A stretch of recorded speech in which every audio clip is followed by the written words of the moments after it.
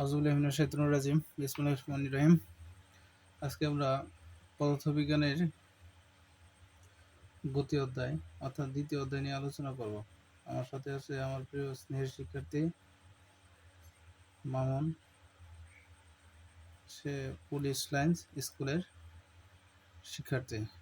শুরু করা যাক। প্রথমে আমরা লিখি গতি। অধ্যায়ের নামটা লিখে নিলাম গতি, দ্বিতীয় অধ্যায়।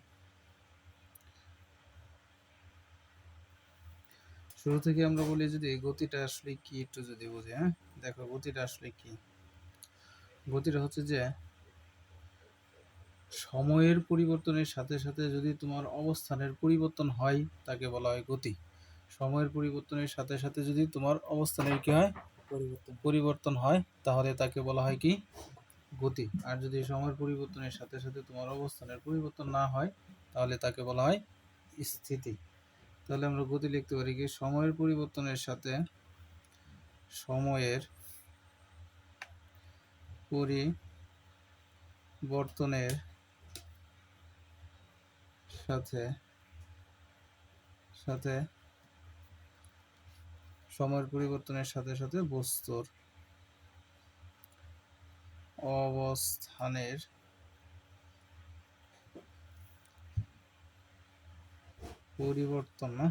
অবস্থানের পরিবর্তন হলে তাকে কি বলে গতি বলে। তাকে কি বলে গতি বলে। ঠিক আছে। তাহলে স্থিতির কি হবে সময়ের পরিবর্তনের সাথে সাথে বস্তুর অবস্থানের পরিবর্তন না হলে। সময়ের পরিবর্তনের সাথে সাথে লিখতে হবে সংজ্ঞা সংজ্ঞা লিখবো কি সময়ের পরিবর্তনের সাথে সাথে আমরা স্থিতির সংজ্ঞাটা কিভাবে লিখবো যে সময়ের পরিবর্তনের সাথে সাথে বস্তুর অবস্থানের পরিবর্তন না হলে পরিবর্তন না হলে তাকে কি বলে তাকে স্থিতি বলে। তাকে কি বলে স্থিতি বলে। ঠিক আছে। আচ্ছা এখন বাস্তবিক যদি আমরা চিন্তা করি আমরা এখানে টেবিলে চেয়ারে বসে পড়াশোনা করতেছি, আমি পড়াচ্ছি, তুমি পড়াগুলো বোঝার চেষ্টা করতেছো। এখানে সময় অতিবাহিত হচ্ছে না। তাহলে এটা সময়ের পরিবর্তনের সাথে সাথে তোমার অবস্থানের কি হইতেছে না পরিবর্তন হইতেছে না, তাহলে এটা হবে কি স্থিতি। আর যদি তুমি রাস্তা দিয়ে হাইটা যাও বা দৌড় দিয়ে কোনো জায়গায় যাও তখন কিন্তু সময়েরও পরিবর্তন হচ্ছে, তোমার অবস্থানের পরিবর্তন হচ্ছে, চারপাশের পরিপ্রেক্ষিতে যদি আমরা চিন্তা করি। এই জন্যই গতি এবং স্থিতির আমরা তো বুঝতে পারলাম নাকি। এখন গতির কিছু প্রকারভেদ আছে। গতির প্রকারভেদ সমূহ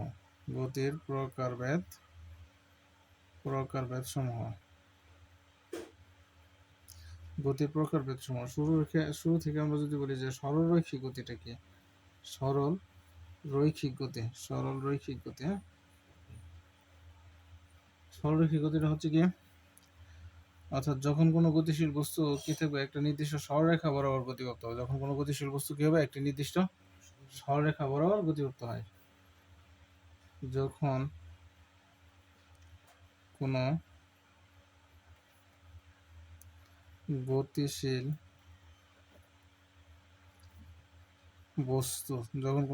বস্তু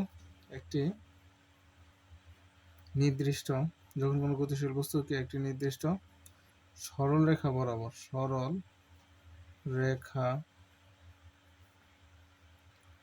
বরাবর কি হয় গতি প্রাপ্ত হয়, তখন তাকে কি গতি বলে সরল রৈখিক গতি বলে। যখন কোনো গতিশীল বস্তু একটি নির্দিষ্ট কি হয় সরলরেখা বরাবর গতিপ্রাপ্ত হয় তাকে কি বলা হয় সরলরৈখিক গতি বলে। বুঝতে পারছো?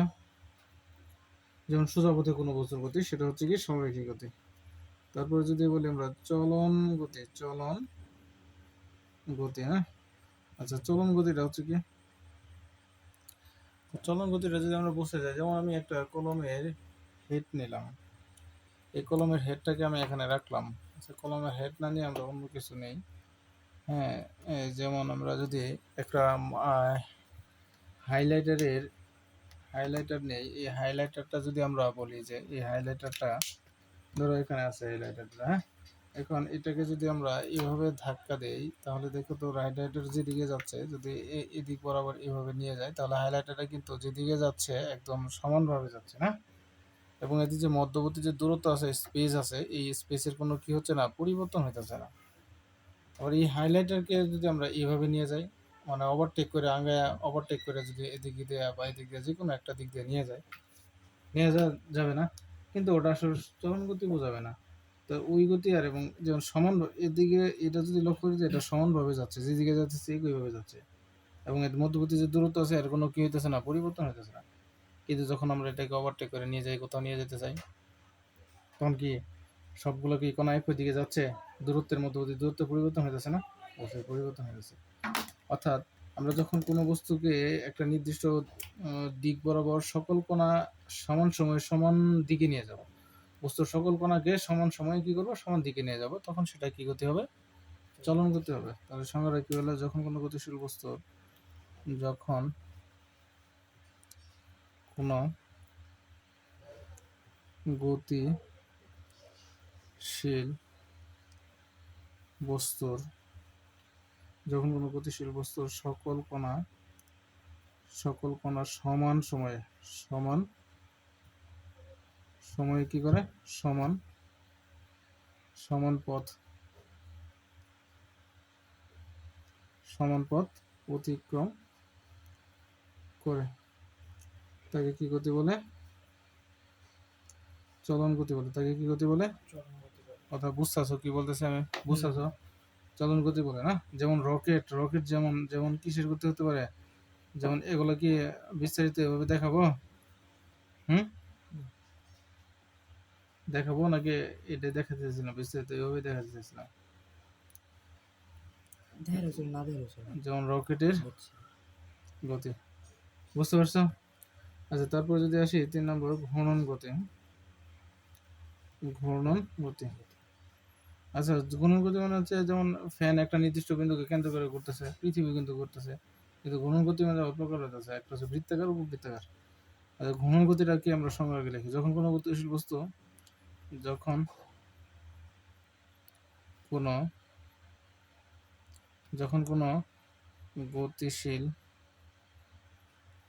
কোনো গতিশীল বস্তু কি করে,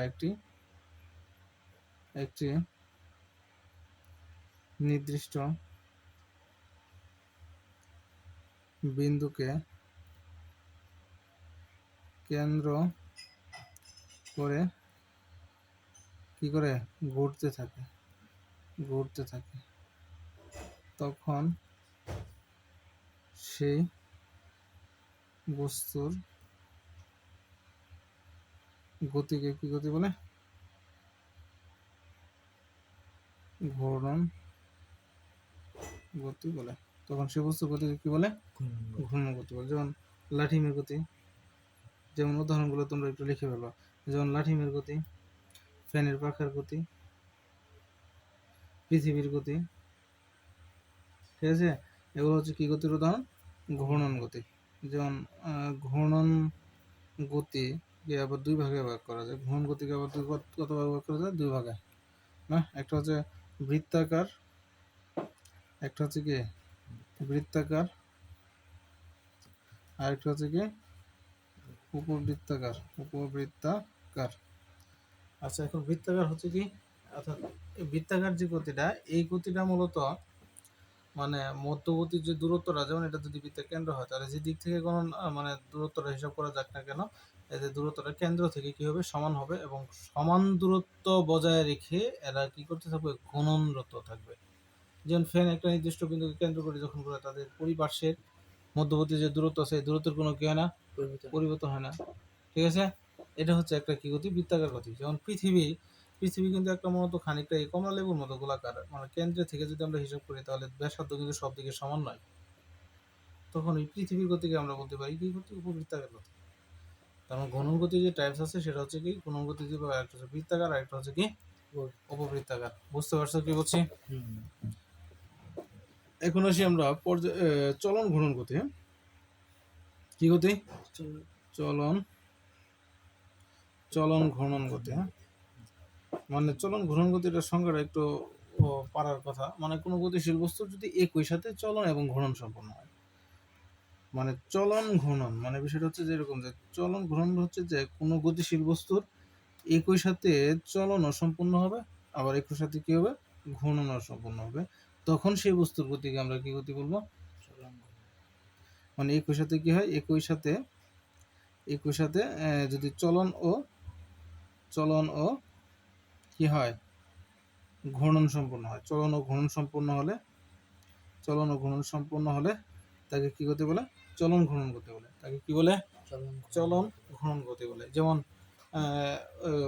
গরুর গাড়ির যে চাকার গতি আছে, যেমন গরুর গাড়ির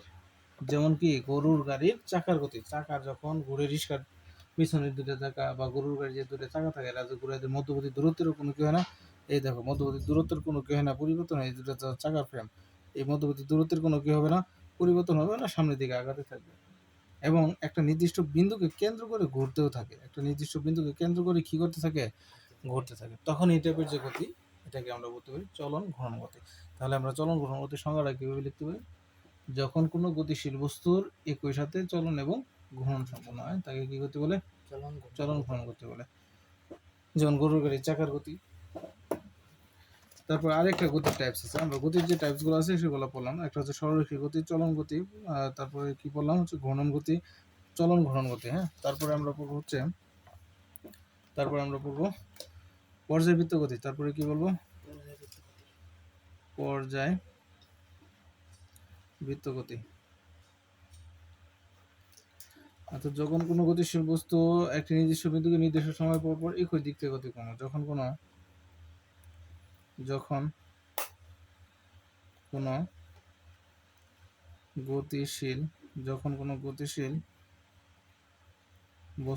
কোনো গতিশীল বস্তু কি করবে,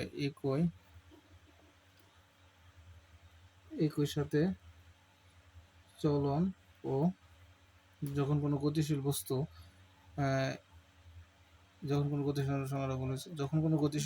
একটি নির্দিষ্ট বিন্দুকে, হ্যাঁ, একটি নির্দিষ্ট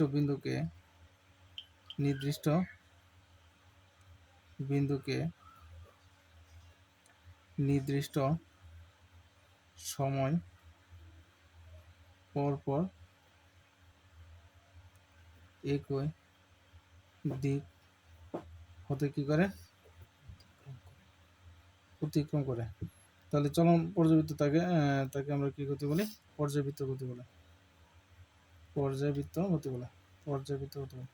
মানে যখন কোনো গতিশীল বস্তু কি করে একই সাথে চলন, মানে যখন কোনো গতিশীল বস্তু একটা নির্দিষ্ট বিন্দুকে নির্দিষ্ট সময় পর পর কি করে একই দিক থেকে অতিক্রম। যেমন তোমার হচ্ছে ঘড়ির কাঁটা যখন ঘুরে 12 ঘন্টা পর 12টার কাঁটাটা কি করে অতিক্রম করে না, মানে একই দিকে করে নাকি উল্টো দিকে করে, সবসময় একই দিকে করে না।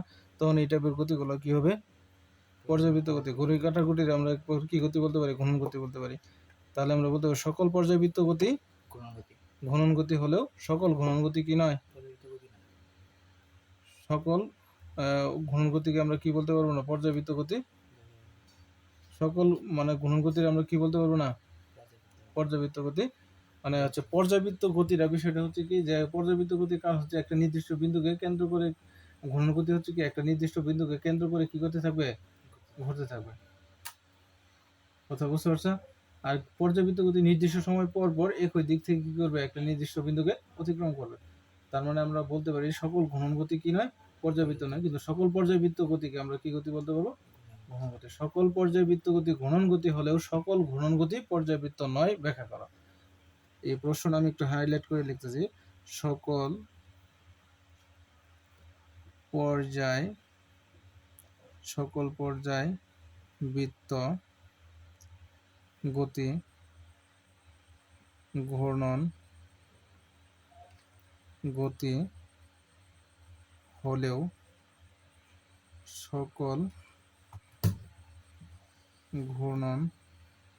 সকল ঘূর্ণন গতি পর্যায়বৃত্ত নয়, ব্যাখ্যা করা। এটা খ নাম্বার আসে। বুঝতে পারছো কি বলছি? তাহলে পর্যাবৃত্ত গতির উদাহরণগুলো আমরা বুঝতে পারছি। পৃথিবীর গতি একটা কি গতি বলতে পারি আমরা, পর্যাবৃত্ত গতি বলতে পারি। হ্যাঁ, তারপরে আসে স্পন্দন গতি, তারপরে কি আছে স্পন্দন, অর্থাৎ পর্যাবৃত্ত গতি স্পন্দন গতি যেমন দুলনা খাইছে না কখনো, যেমন অর্ধেক যেদিকে যেতেছে বাকি অর্ধেক কি করতেছে তার বিপরীত দিকে যেতেছে, তখন এটা কি গতি হবে স্পন্দন গতি হবে। তাহলে স্পন্দন গতির সংজ্ঞা লিখতে পারি কি, যখন পর্যাবৃত্ত গতি সম্পন্ন বস্তু যখন পর্যায়বৃত্ত গতি সম্পন্ন বস্তু অর্ধেক সময় নির্দিষ্ট দিকে বাকি অর্ধেক সময় কি করে পূর্ব গতির বিপরীত দিকে চলে, তাকে কি গতি বলে স্পন্দন গতি বলে। তাকে কি গতি বলে স্পন্দন গতি বলে। যখন কোনো পর্যাবৃত্ত গতি সম্পূর্ণ বস্তু অর্ধেক সময় নির্দিষ্ট দিকে বাকি অর্ধেক সময় কি করে পূর্ব গতির বিপরীত দিকে চলে, তখন তাকে কি গতি বলে স্পন্দন গতি বলে।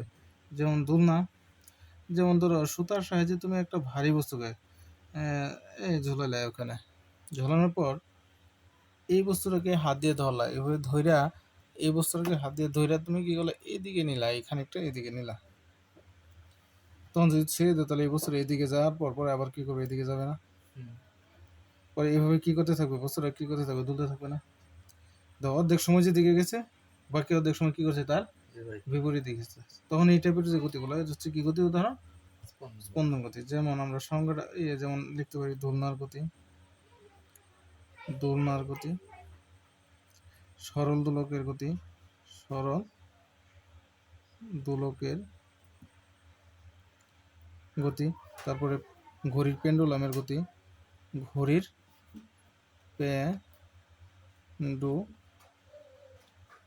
ঘড়ির পেন্ডুলামের গতি, এরা হচ্ছে কি গতির উদাহরণ, তাহলে স্পন্দন গতির উদাহরণ। এগুলো হচ্ছে আমাদের গতির যে প্রকারভেদগুলো আছে, গতির যে টাইপসগুলো আছে, এই টাইপসগুলো হচ্ছে গতির। এখানে আমরা গতির টাইপস লিখছিলাম 4 পর্যন্ত, তাহলে এটা হবে 5, এটা হবে কত 6, বুঝতে পারছো? এটা হচ্ছে আমাদের গতির যে টাইপস, এই গতির টাইপস। হ্যাঁ।